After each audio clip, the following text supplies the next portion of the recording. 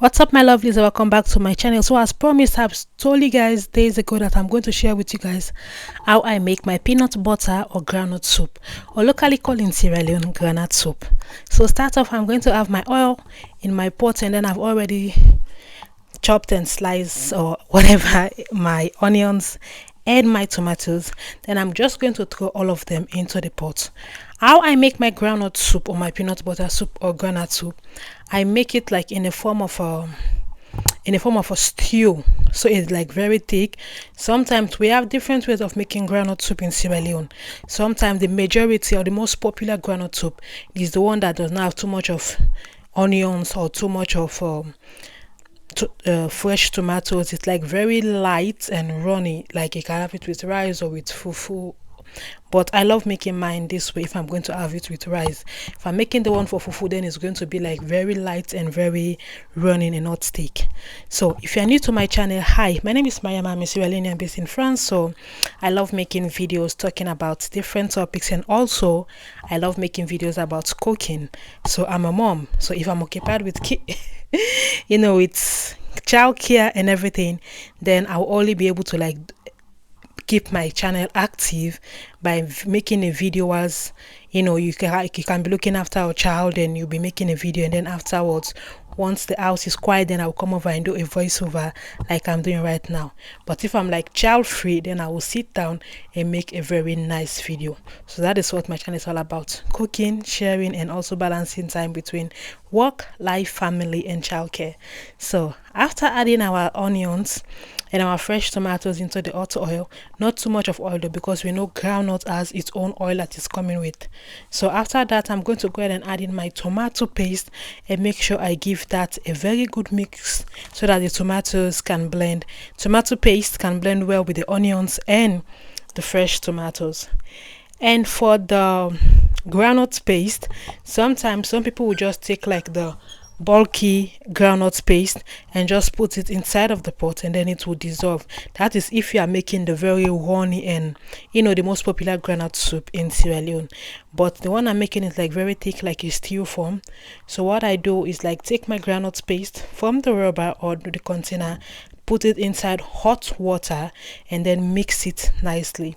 There is a popular saying in my country that if a woman is on a monthly stuff, she should not mix the groundnuts with her hands. I've never tried it because I don't want to be as an example, because they said if you mix the groundnut with your hands, if you're on your monthly cycle as a woman, then the groundnut soup is going to be sour.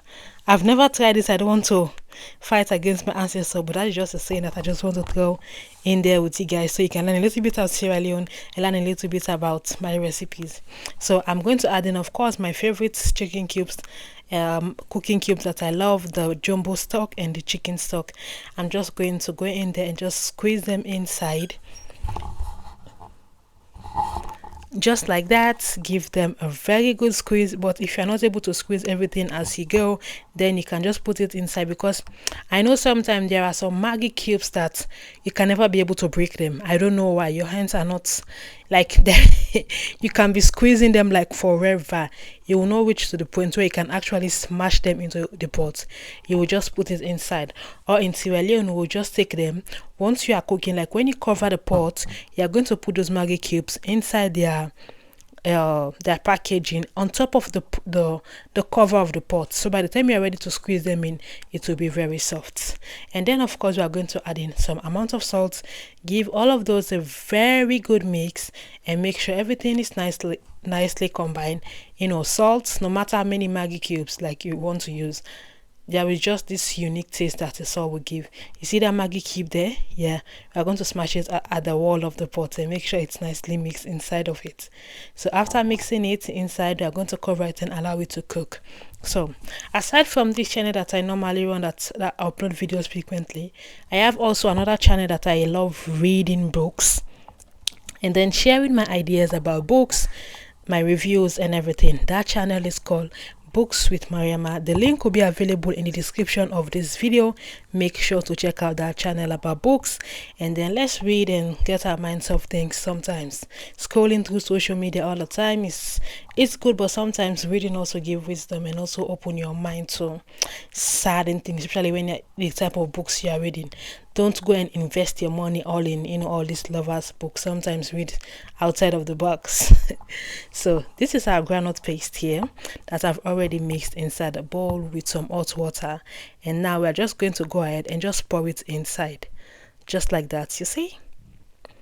And now we're also going to give that a very good mix and then add some amount of water, just like that. So if you are interested and love things about books and discovering different books and all that kind of stuff, please make sure you go check out that channel. And for the groundnut paste, you can never be able to like smash it all through. Make sure to be checking in also for the bulky ones. Trust me, you don't want to be eating and come upon a lump of uncooked groundnut paste or peanut butter paste.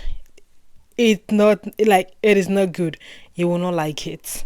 So make sure the groundnut is nicely mixed and smashed, or turned into foam puree inside of your soup. So that is what I talk about, just a little bit.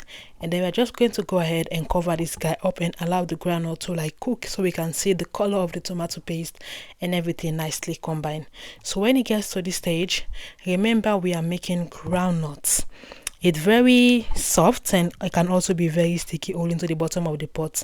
So you see, you were seeing the groundnut at the top, but the onions were like forming their own curds inside of the pot. So make sure be checking it and just give it just a light mix, not too much, just light mixing.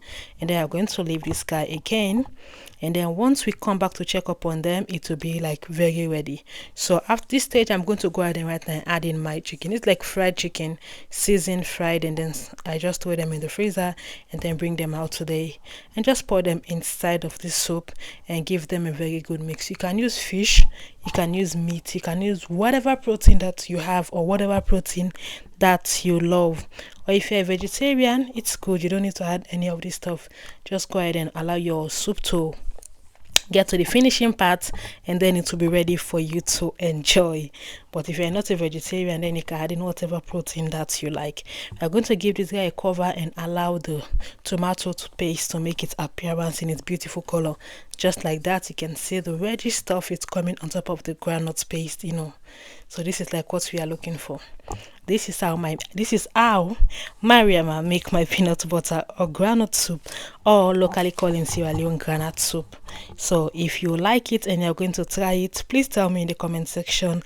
And for all my amazing viewers, subscribers, those that watch my video and like and also share them, thank you so very much. I appreciate every single one of you.